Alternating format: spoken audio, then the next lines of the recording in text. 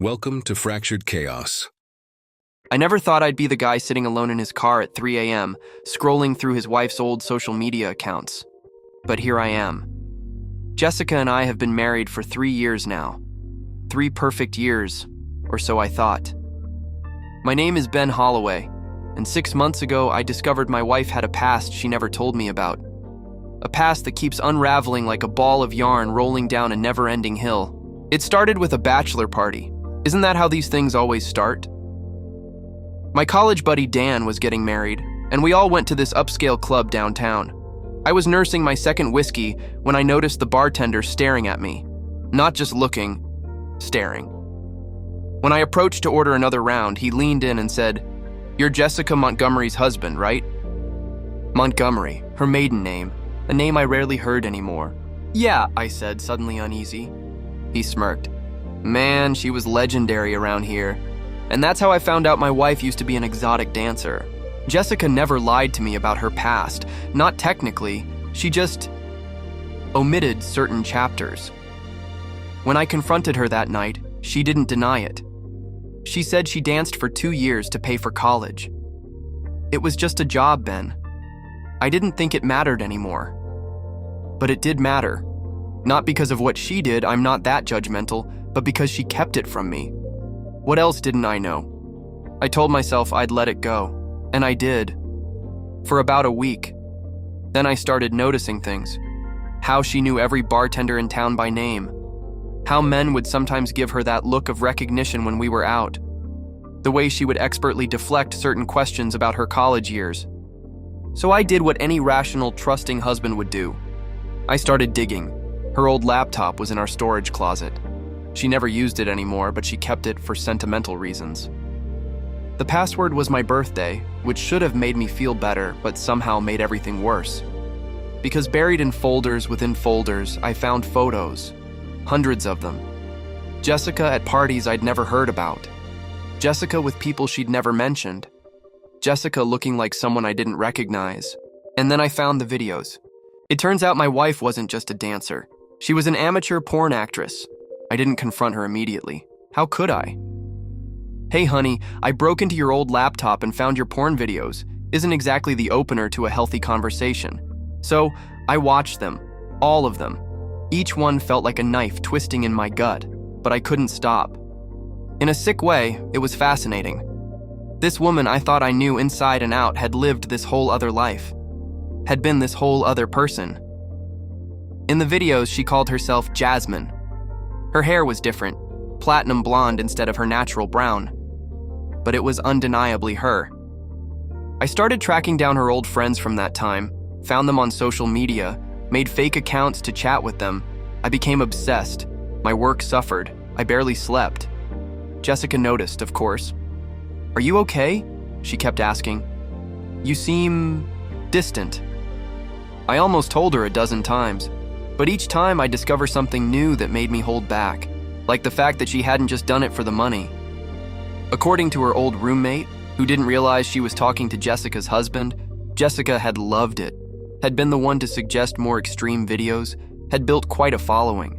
One night, unable to contain myself anymore, I took a risk. While Jessica slept, I took her phone and found a hidden app locked with facial recognition. I held the phone to her sleeping face, and it unlocked. Inside were messages, recent messages, from men and women she'd worked with back then. They weren't sexual or inappropriate, just casual check-ins. But they proved one thing. Jessica was still in contact with these people from a life she claimed to have left behind. And one message from someone named Ronald sent just last week. "The reunion is still on for next month. Everyone's dying to see Jasmine again." I became someone I didn't recognize. I installed tracking software on Jessica's phone. I followed her to work. She's a graphic designer now, completely legitimate, and watched from my car as she went about her day. I cataloged every inconsistency in stories she'd told me about her past. The rational part of me knew this was insane. The woman I married was kind, loving, ambitious. She volunteered at animal shelters on weekends, for God's sake. She called her grandmother every Sunday. She brought me soup when I was sick. But now, every loving gesture seemed calculated. Was she just an incredible actress? Had her previous career prepared her to play the role of devoted wife? I decided to test her. Over dinner one night, I casually mentioned I ran into someone named Ronald. I watched her face carefully. "Ronald?" she repeated, her expression blank. "Yeah, tall guy. Said he knew you from college." She shrugged. "I knew a few Ronaldies. Common name." She was good. Really good. But her left eyebrow twitched slightly, a tell I'd noticed over the years when she was hiding something. That night, I made a decision that crossed a line. I contacted Ronald directly, using Jessica's old email that I'd recovered from her laptop. I pretended to be her, expressed excitement about the reunion, and asked for details. His response came within minutes. "Jasmine, God, it's been too long. The reunion's at the Velvet Room, same place we shot College Confessions 3. Remember that night? Still can't believe we got away with half that stuff. Can't wait to catch up and maybe recreate some memories." Attached was a photo of Jessica I'd never seen before, posing with Ronald and several others, all barely dressed, champagne bottles everywhere. And in the background of the photo, barely visible but unmistakable, my brother Mike. The discovery about Mike shattered whatever composure I had left. My own brother had known about Jessica's past and never said a word. Had he been part of it? Had he been with her? I called him at midnight, drunk on cheap bourbon and rage. "You knew," I slurred into the phone. "You fucking knew about Jessica." A long pause, then, "Ben, calm down. What are you talking about?" "I saw the photo, Mike, from the Velvet Room. You were there." Another pause, longer this time. "How did you find that?" "So it's true," I laughed, a hollow sound. "My brother and my wife. Was it before us? Please tell me it was before us." "Ben, listen to me. It's not what you think. I was working security at those clubs back then. That's how I met Jessica. That's how I introduced you two." The room seemed to tilt. "What?" "I never told you where I met her because she asked me not to. She was ashamed of that time in her life, Ben. She wanted a fresh start. When I saw how happy you made her, how happy she made you, I agreed to keep her secret." My mind raced back to our first meeting, a barbecue at Mike's place. Jessica bringing homemade potato salad, Mike introducing her as a friend from work. It had been a lie. Everything had been a lie. "There's more," I said. "She wasn't just a dancer, Mike. She made videos." "I know. And she's still in contact with those people. There's some kind of reunion happening." A sharp intake of breath. "Ben, if she's talking to those people again, you need to be careful." "Why?" "Because not all of them were good people, especially Ronald. He was her handler, I guess you'd call it. He's dangerous, Ben. He has connections." "Connections? What are you talking about? Those videos didn't just make money from views, Ben. They were a front. Jessica might not even know the whole truth." "A front for what?" "I've already said too much. But listen to me. If Jessica is meeting with Ronald again, you need to get her away from him, for both your sakes." The call ended, and I sat in the dark, my world collapsing around me. What had my brother meant? What kind of danger was Jessica in? Or was I in? I made another decision then, one that would change everything. I texted Ronald from Jessica's old phone. "Change of plans. Meet me tomorrow, just the two of us. We need to talk about Ben." I arrived at the cafe 30 minutes early, choosing a table in the back corner where I could watch the door. I had no plan, really, just a desperate need for answers. Ronald was exactly as he appeared in the photos, tall, chiseled, with the kind of confidence that bordered on arrogance. He scanned the room, frowning when he didn't see Jessica. I raised my hand and beckoned him over. The confusion on his face quickly turned to amusement as he sat across from me. "You must be Ben," he said, smiling like we were old friends. "Bold move, hijacking your wife's phone." "I want to know the truth," I said simply. "All of it." Ronald leaned back, studying me. "Does Jessica know you're here?" "No." "Interesting." He took out his phone, typed something quickly, then set it on the table. "What exactly do you want to know, Ben?" "Everything. What she did. What you did together. What my brother meant when he said you were dangerous." Ronald laughed. "Mike always was dramatic. I'm a businessman, Ben. I connect people with opportunities. Back then, I helped Jessica make a lot of money doing something she was very good at. The videos, among other things." His phone buzzed. He glanced at it, smiled slightly. Jessica was one of my best. Natural talent, willing to try anything. But she wanted out, and I respected that. Most girls in her position I wouldn't let walk away so easily. But Jessica, he shrugged.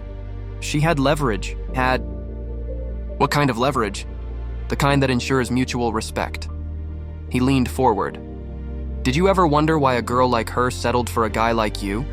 No offense, but you're not exactly in her league. The question stung because I had wondered many times, especially lately. She loves me, I said, but it sounded weak even to my ears. Maybe. Or maybe she needed someone safe, someone who'd never suspect what she was hiding. He slid his phone across to me. Take a look. It was a text from Jessica. Where are you? We need to finish this. My blood ran cold. She's meeting you today? In about 5 minutes at my hotel. His smile widened. Seems like you two have communication issues. I stood abruptly, nearly knocking over my chair. Ronald caught my wrist. Before you go storming over there, you should know something. The reunion Jessica's attending? It's not just a social gathering, it's a business meeting. Your wife has decided to come out of retirement. I don't believe you.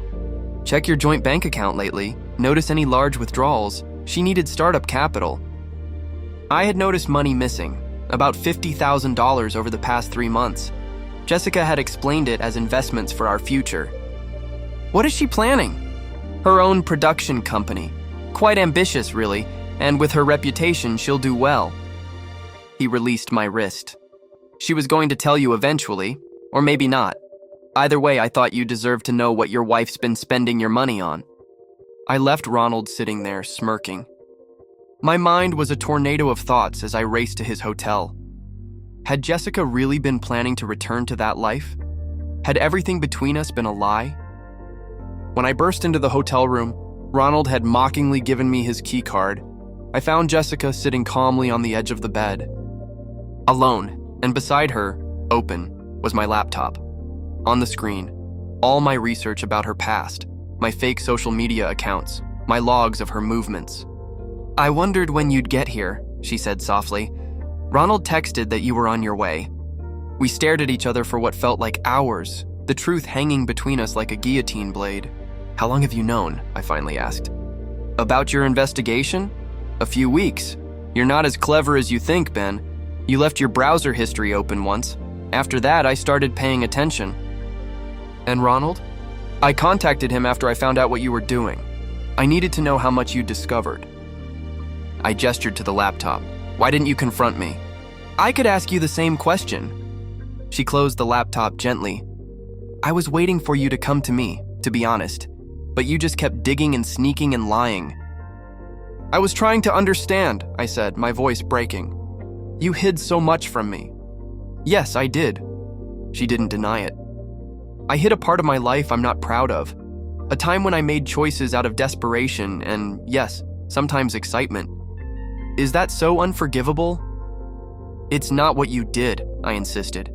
It's that you kept it from me, and that you're still in contact with these people, that you're... I swallowed hard. That you're planning to go back to it. Jessica's eyes widened. Go back? What are you talking about? Ronald told me. The production company, the money you've been withdrawing. She closed her eyes, a pained expression crossing her face. Oh, Ben. Is it true? I am starting a production company, she said slowly, but not the kind Ronald implied. She reached into her purse and pulled out a business card. Simple, elegant design, Jessica's specialty. It read, Phoenix Media helping women rise from their past. It's a support network, she explained, for women leaving the adult industry. We provide job training, therapy, legal advice for getting content removed from the internet. That's what the money was for. Office space, website development, legal retainers. But Ronald is a manipulative asshole who's angry because I'm helping women escape men like him. The reunion is actually our first outreach event. I invited former colleagues who I know want out but are afraid to leave. I sat heavily on the edge of the bed, trying to process this. Why wouldn't you tell me this? Because I wasn't ready to share that part of my life with you. Because I was ashamed. Because I was afraid you'd look at me exactly the way you've been looking at me for the past 6 months. Like I'm damaged goods. I never... You did. You are. Right now." She stood up, gathering her things. "I love you, Ben. I've always loved you. But I can't be with someone who doesn't trust me, who investigates me like I'm a criminal, who believes the worst about me based on my past."